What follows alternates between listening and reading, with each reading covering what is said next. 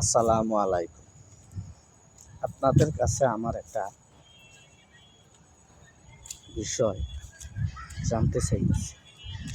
আমরা শ্রেষ্ঠ নবীর শ্রেষ্ঠ উম্মত, কিন্তু আমরা উম্মত দাবি করি, কিন্তু আমাদের মাঝে যে কাজগুলি, সেই কাজগুলি আমাদের দ্বারা হচ্ছে না।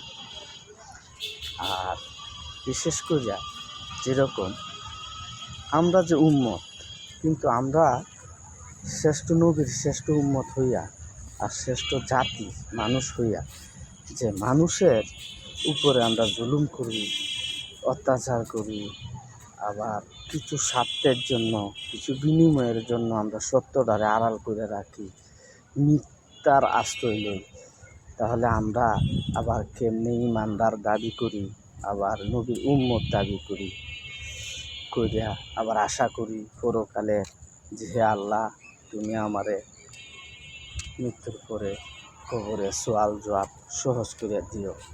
এই আশা কি আমরা করতে পারি? কারণ আমরা তো নাফরমান। যেরকম পৃথিবীতে মানুষ যদি ভুল করে মানুষের কাছে, তাহলে সে লজ্জায় সেই মানুষটার কাছে যায় না যে আমি যে কী বলবো।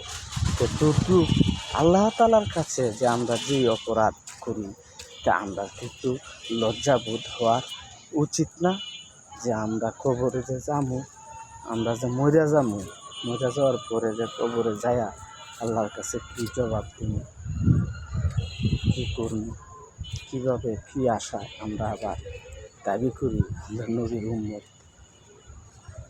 আমার বুঝে আসে না। আপনারা একটু জানাইবেন। আর বিশেষ করে এই হতভাগার চ্যানেলটির মাঝে একটু সাবস্ক্রাইব করে দিয়ে দয়া। আসসালামু আলাইকুম।